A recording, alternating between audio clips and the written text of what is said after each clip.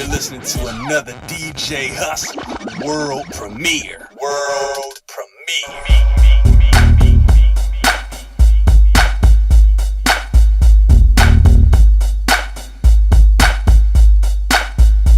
Yo, what up? It's your boy Wiz Khalifa, man, and you watching Hustle TV. Put your motherfucking hustle on, bitch. Yo, what's going down? It's Hustle TV, DJ Hustle. I'm at the studio with my man Emcee. Nice, about to go inside a little bit and check it out. Look at the wall of fame, man. This guy, the producer, is no joke.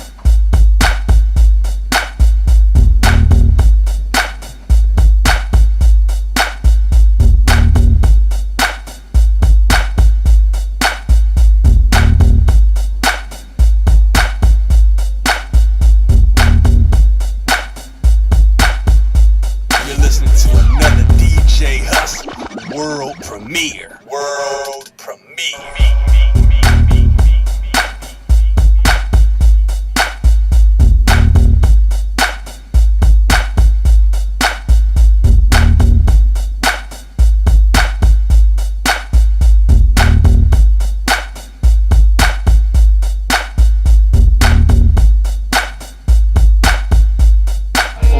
Nice. From Live for the Party, what's the next single? Works. Obviously, well. We had some success with the Stacey Dash and Blake on the record of Life of the Party. So the next one is going to be She Is, featuring Natasha Marie out of Montreal, Canada, and Manny B, bringing some of that old. It's like, it kind of reminds you of like a Ja Rule Ashanti type feel. You know what I'm saying? Right. So, like I said, the name of my record is called Way Back Now. I'm trying to bring back feel good music and good music now. From way back, you know what I'm saying? Okay. So, yeah, the next single, She Is, featuring Natasha Marie and Manny B. If you check out the music video with me and Stacey Dash and Blake Smith, you'll see Natasha Marie in it. She got the pink hair, you know what I mean? So we kind of like gave you a little preview. So, you know, so just people be like, who the broad in the pink hair? She's the only one in the video with pink hair. So Natasha Marie, Manny B, She Is, the next single. So walk us through how you thought of the process of working the record, writing the records, producing the records. Walk us through that. Well, my whole objective was to come up with music that can be played on the radio without a bleep or two every 5 seconds. You know what I mean? Obviously, I have respect for those artists that, you know, work that craft, but for me, it was a matter of watching BET Awards, watching, you know, the Soul Train Music Awards, and you're only hearing half of the song when the artists play because they have to mute half the record. So my objective was, okay, you know, as MC Nice, what could I do? You know, I'm known as novelist. They call me novelist. You know, so it's like as novelist, you got to be a writer, right? I would imagine that I'm a writer. So my objective was, how do I still tell the story? You know, tell the story without a bunch of F's, H's, S's. You know what I'm saying? And still make it relevant. And that's what I did. I went and said, okay, I'm gonna give you a story. Life of the Party. You know, from Life of the Party to She Is, talk about relevant situations. Right. Versus, because not everybody got, you know, stacks on stacks upon stacks to make it rain.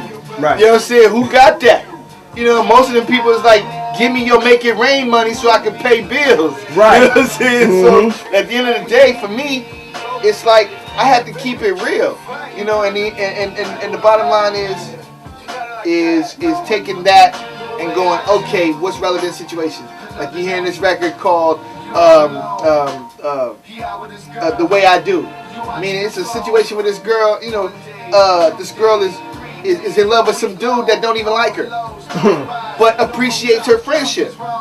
You see what I'm saying? So she appreciates his friendship. She falls in love with him, you know, and you know something happens with his relationship to where things happen, but it just happened.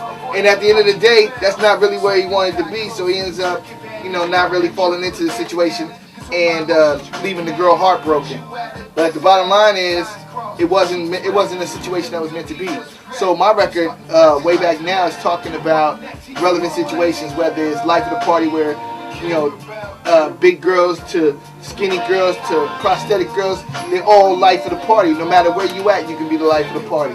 Right. She is like she's bomb. You can say she a bad beat by saying, she is hot like that when she talk like that, when she walk like she hot anytime she walk into the building. You know what I'm saying? So, at the end of the day, it's just pretty much going through the process and making it happen. So we come up in here, we get with my man Brian Gardner. He's gonna put this, put the seal on it, so that way, it's official. So how'd you hook up with my man Brian? It's not a matter of how I hook up. It's a matter of, I went and played the California lottery. Right. And I won. You know what I'm saying? Right. No, but in order to have hits, you got to come to the hit makers. Right. Which is why I went with Uncle Deezy. I call him Deezy. He mixes hits. Right. His current hit, YG. Right. He put his mixes put YG on the planet, and he also doing like Destiny's Child, Beyonce, and all them. You know what I'm saying? Producers, I went and got Phantom. I went and got Marvelous J. I went and got people that got current hits. Right. That's what it takes to really make it. So, and to put the finishing touches on it, you got to come to somebody that puts the finishing touches on hits. Right. And my man Big Bass puts the finishing touches on hits. I listen to a lot of your old tracks, your new tracks, and every time you put out music, there's always clarity in it. It's clear, and your punctuation, your speech, it's all that. Where do you get your speech patterns from? Well, I mean, outside of education is important. You know what I'm saying? I believe that if you're not gifted in something and you really, I think you need to get that education. It's really important. Because even now, without a diploma, you can't get a job at McDonald's. You know what I'm saying? So, for me, that's what it was. It was about how can I be smarter at what I do, right? And articulate that.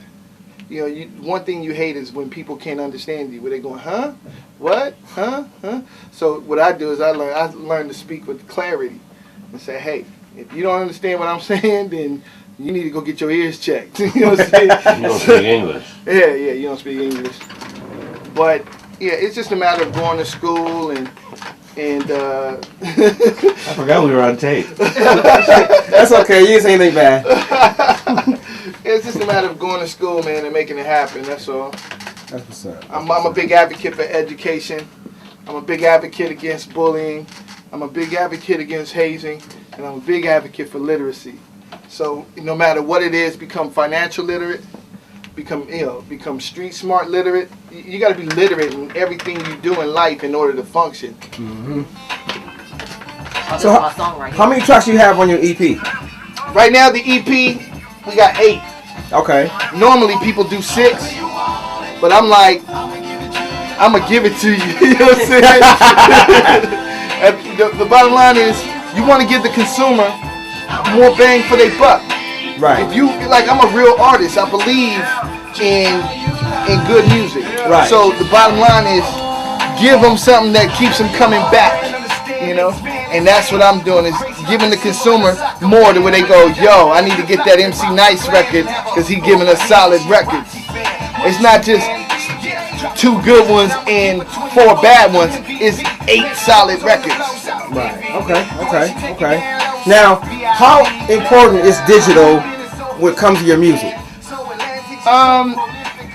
Well, it's funny because Deezy would say it's a what do you say, digital sound with an analog ear? Yeah. Is that what it is? Yeah. Yeah. So we got digital, but we put that analog twist on it. You know what I'm saying? Still keeping the old school with the big beefiness of the record.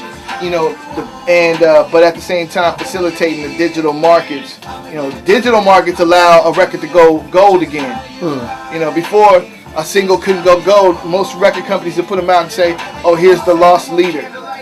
You know what I mean? Right. And then you'll put out the single, and then you end up going to go pick up the album. because they're not promoting the single. They're only promoting the single for the album and saying, hey, here's the record. Right. But now, with formats like iTunes and Rhapsody and eMusic, it allows a single to go gold again. I think, for instance, what was it? Black Eyed Peas. What was it that My Humps did? What it did, like 10 million digitals? It was going hard. Yes, it is. One record. And changed the whole atmosphere of how people look at music. So I'm with that. So how big an impression when it comes to internet promotions do you have when it comes to putting out records out there and promoting on internet? Outside of DJHustle, send $5 to DJHustle. Right. I think it's about utilizing all your avenues. Right. Whether it's Twitter, Facebook. I also use Pinterest. Hey, I go pin my own covers. At the end of the day, lockers. It's all about utilizing every free avenue you can to promote and market your records. Why? Because all the other people are using every free avenue. Nobody wants to pay for nothing. Right. If you give them something good to pay for, they'll buy it. Okay. All right. That's what's up. So the EP drops January 31st, 2013. Right. Way Back Now, the prequel, because the name of the album is Way Back Now. Right. So this is the prequel to what's going to come, and I'm hitting you with 8 bangers. January 31st, it's gonna be solid, man. Okay. Gypsy City Music in the building. There you go. What I'm saying? What's your Facebook and Twitter, man?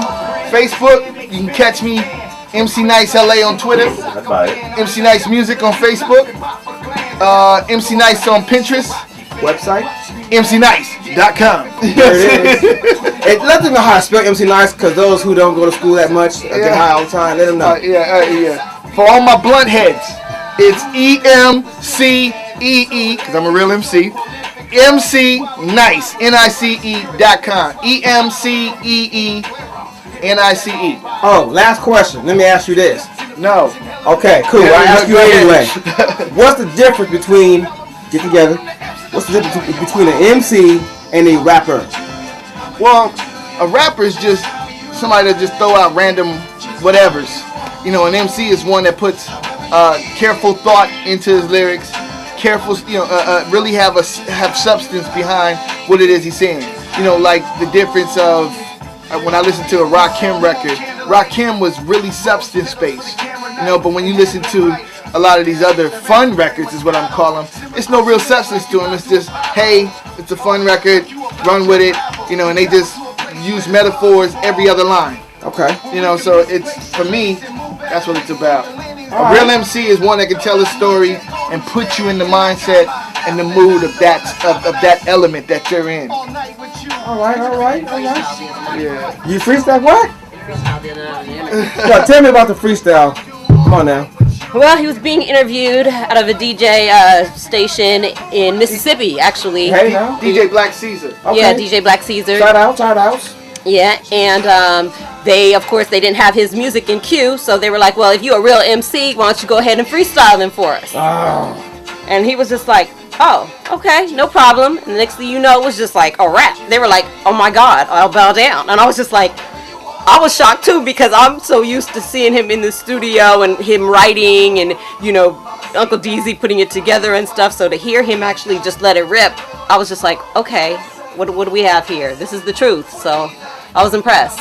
And I'm not just saying that from, a PR executive director standpoint. It was really good. That's what's up. Yeah. That's what I like. So he's gonna have to give you a little of that. Yeah, we gonna take 5, get to this video real quick, but we'll let Nice sit down and be nice. He might come back and freestyle for us in a little bit. Hustle right. TV, Hustle TV. This is Big Bass Brian, and you're watching Hustle TV. Yo, what up? This is MC Nice, and you watching Hustle TV. Hustle hard, baby. Yo, this is Uncle DZ, and you tuned in to Hustle TV. Hey, c'est Shawnee G, et tu regardes Hustle TV. Another DJ Hustle world premiere.